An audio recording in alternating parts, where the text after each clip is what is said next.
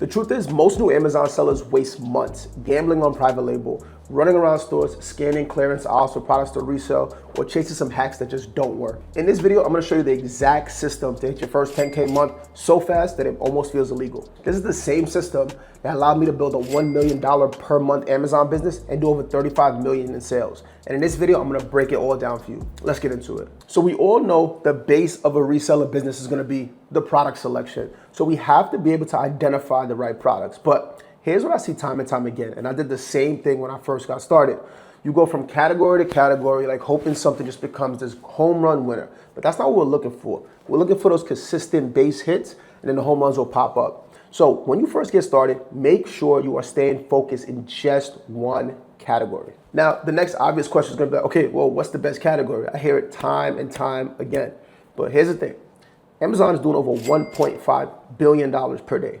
Every single category that you see on the site is making money. What you first want to do is pick a category that you have a lot of experience in. If you buy a lot of beauty products frequently, like I did when I first got started, get into that. If you buy a lot of supplements, get into that when you first get started. Only thing I would say is, here's what you want to avoid: electronics, clothing, and jewelry. Now, it's not because those categories don't make money, it's just because it's noisier. They have a very high refund rate where people will go and buy 4 different sizes of a product. They'll buy a small, medium, large, extra large because they don't know how the brand fits. They pick the one that fits the best and they send the other 3 back to Amazon. Now, that's great for the consumer, but as a seller, what happens to you? You think you got 4 sales, but what you really got was 1 sale and 3 returns. So it ties up your capital. On the other hand, if you talk about electronics, they tend to be more expensive and people have a tendency to break those bad boys and still send them back to Amazon to get their money back. We're not dealing with that. So what we want to focus on is a category that is, in my opinion, replenishable, meaning that it has repeat customers and new customers coming in on a consistent basis. So why is that important? Well, think about it like this. Stats are Amazon has been growing by 11% each year as this marketplace becomes more and more dominant because no one could catch up to what Amazon FBA, Amazon Prime is doing in terms of speed and convenience. So what happens to your income if you have repeat customers plus new customers coming in? Well, we get to give ourselves a raise every year just due to that. So make sure you're focused on replenishable categories when you first start. Some ones that I like are pets, grocery, beauty, and health and household, which is like supplements. After you have a category, okay, it's all about understanding which products and which brands to go after. So look, there are 452,000 different brands on Amazon right now, and that's growing day after day. But we have to sift through the noise. We have to get to where the money is.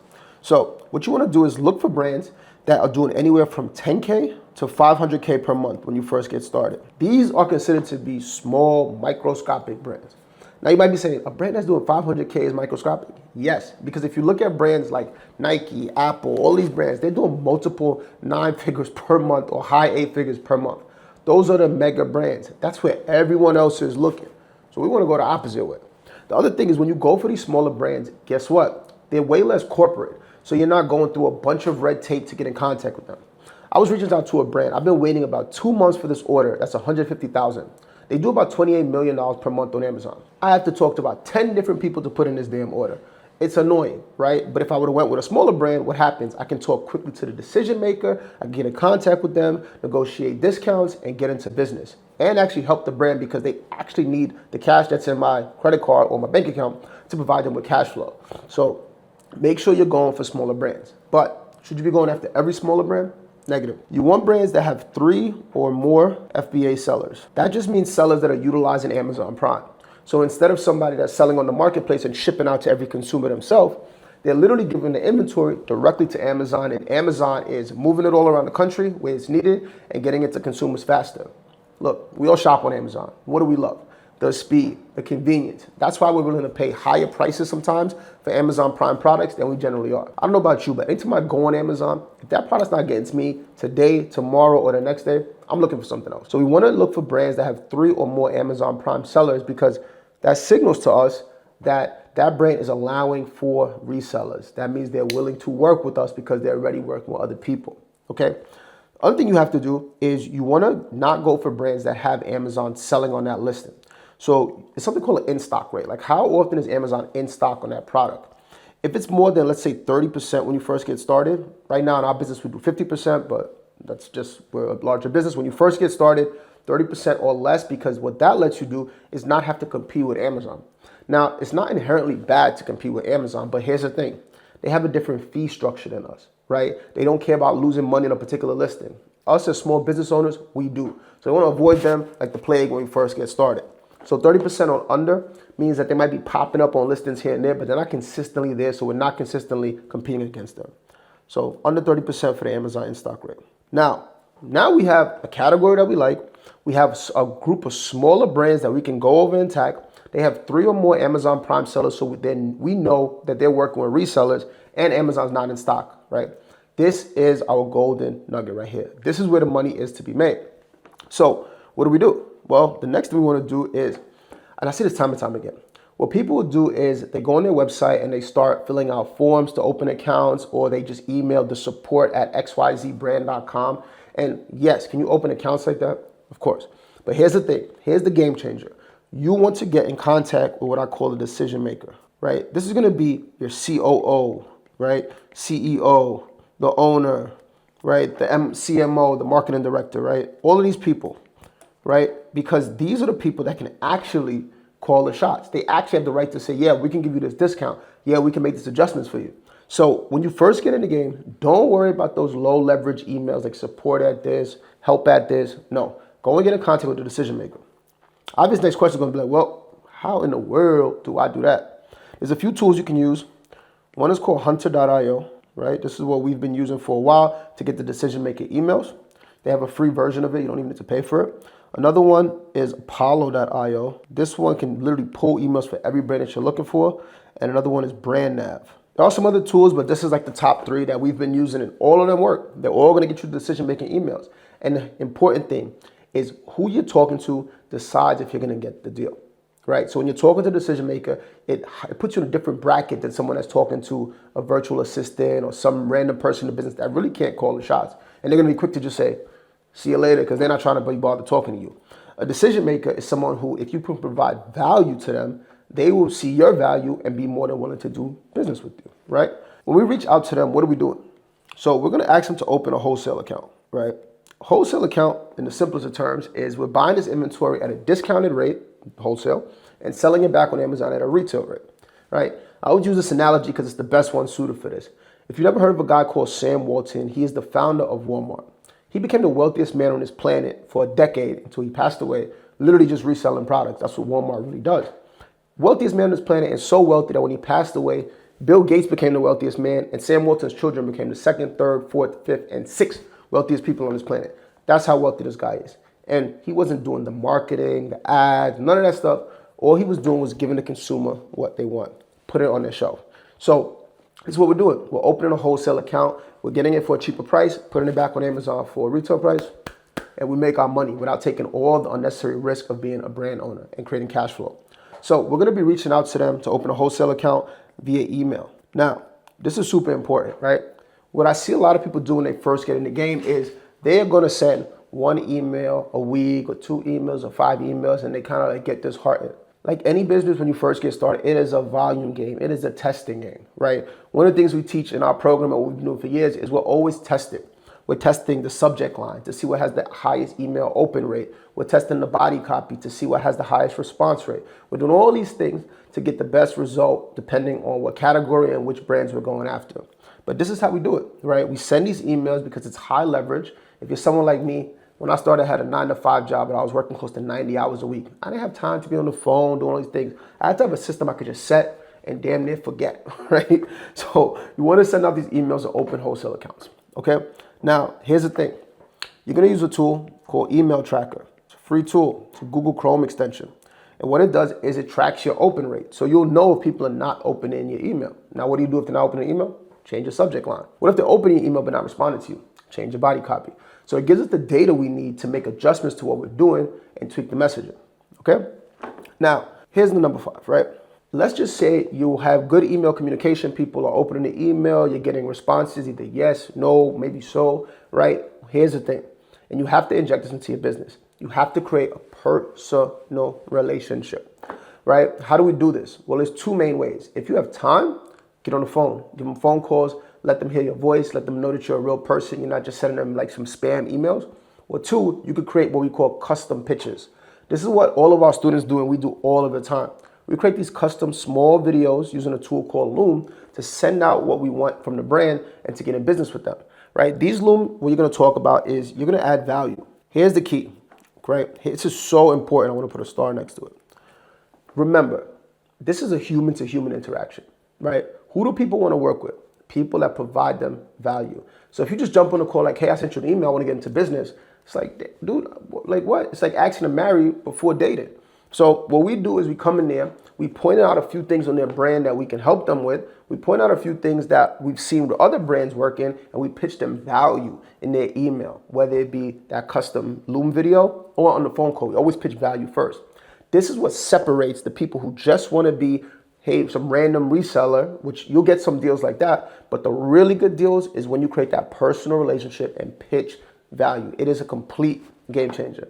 Like about a week ago, our head of brand outreach, she opened up an account that does $600,000 per month. When she first sent an email, they were like, please stop emailing, right? I was like, dude, don't take that, right? Send them a video, get on the phone. 3 days later, the lady on the other side was like, dude, listen, I can tell you mean business, I'm gonna open this account for you. Boom, we got that account open. Literally the next day, we put in a $50,000 PO, meaning we added over $100,000 in revenue, monthly recurring revenue to our business from one single deal that only took us 3 days to get. But why is that possible? Because exactly what I'm talking about right here. Pitch value first. This is what separates the winners from the freaking losers in this space. And I can't tell you there's a lot of losers because they don't do these simple things right here. They forget that this is a person-to-person, business-to-business relationship, and they think everyone should just be busting down the doors, jumping up and down and do business with them. It doesn't work like that. Now, once you have these accounts open, right, the next thing you want to do is create something just called a purchase order. Purchase order in the simplest way, call it a PO.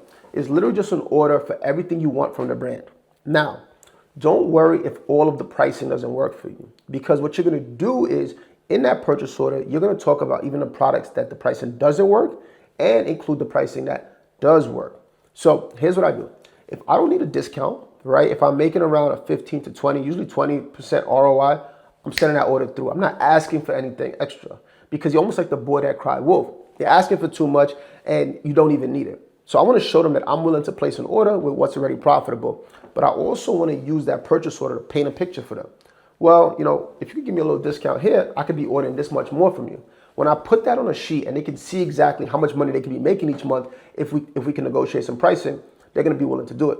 But my first order, I really hone in on this. I try my best to do this, is I want to place an order without asking for any discount. If you do that, a brand is going to be so happy. They got the pricing they want. You're in business. You're making money. They're making money. It's all good. Now I hold up for later orders when I start adding in those other products that I can now start asking for discounts and putting them in my catalog. Okay. Now, once I get that purchase order created, I ask for whatever discounts I needed, right? Now, it's a pretty simple game, okay? It's all math, right? If you're doing a brand that only does 10K a month, right? You're probably gonna need to stack on a handful of those to get to 10K a month in profit, right? Because if they're doing 10K a month and there's 4 other sellers on there, you're gonna share the sales with other sellers. You're gonna be doing maybe about $2,500 per month in sales with them. Not that much. But if you're doing a brand that has about 100K a month and the same 4 sellers on it and you're the 5th seller, now you're doing about 20K per month, right? So it's all about doing the math. It's like, okay, once I onboard this product, how much should I be selling per month? How much profit should I be making at this price? How many more of these do I need? And then your goal is to try to stay with as few brands as possible, right? So if I could just work with 3 or 4 brands to get there, great. If I could work with 1 brand, even better. But it's all about doing the math. There's no guesswork here, right? The data is right in front of us. The softwares we use like Smart Scout and Keeper. Smart Scout is a product research tool and Keeper is a price history tool. We will know exactly how many units you'll be selling. We will know our worst case scenario, and we will know exactly how much money should we make it. There's no guesswork. We don't just gamble here, right? This is guaranteed profit if you do this right. But do the math, okay? Now, here's what I typically see though. I typically see 1 brand should be able to get you to 10K a month, maybe 2. You really don't need more than that. And I always look at it, and it's kind of comical to me when people are like, oh my God, I can't scale my business, and la la la la la. And I'm like, dude, there are 450,000 different brands on Amazon. You can't find 1 to 2? You probably shouldn't even be in business at that point, right? It's really not that freaking hard when you really cut down this business model. But all you want to do is hone in on getting your first brand, spread out, get every product you can from them profitably. If it's enough to get to 10K, you're there. If not, just grab on another brand and tack it on until you hit the goal. It is so simple. One of our students, I'm actually going to send him a video right after this, literally started about 2.5 months ago. He literally just put in an order yesterday for about 10K. It's going to get him to 20K a month, right? With about 4 to 5K in profit. One order, one brand, not that hard. So if you're one of those people that have been kind of stuck in this rut, trying to figure it out, I'm telling you, either you're one of those people that are scared to get started, which I hope you're not, because you got to kind of, I'm going to just put your balls on the table a little bit and actually get started. Or two, you're one of those people that are not doing these things that we spoke about earlier. You're not looking for small brands. You're not looking for ones with 3 or more Amazon Prime sellers. You're not looking for brands that don't have Amazon on the listing. And on top of that, you're not creating value and putting value in front of these brands before you start asking them for the deals. This is the game changer. This is such a big game changer that in the past 2.5 months, we've opened up 92, or almost 96, sorry, now it's 96, different brand direct accounts. It's very simple. All those accounts we get, we're going to keep them. We're going to give some out to our students, but we're going to keep them. We're going to take those bad boys off the plate. Right? And we're going to lock in something called exclusive deals with them. So we're going to be one of their only sellers or their sole seller on Amazon. This is how simple the game is when you get this right. And this is every freaking step you need to get to 10K a month on Amazon. So that's exactly how you hit 10K a month with Amazon FBA wholesale. Not private label gambles, spending a ton on ads, and not walking around clearance stores scanning products to resell. Now, if you want to skip all the trial and error and set this up the right way, you have 2 options. You can join one of our free workshops where me and my entire team that's done over 35 million in sales will go over everything A to Z, no guesswork, the exact strategy you need to win. Or if you want to move faster, feel free to hit the link below and book a call with our team where we'll see if you're a good fit for one of our one-on-one mentorship programs. Either way, if you found this helpful, make sure you hit the subscribe button. I put videos like this up every single week, showing the real systems we use right now to scale our Amazon stores. Hope this helped.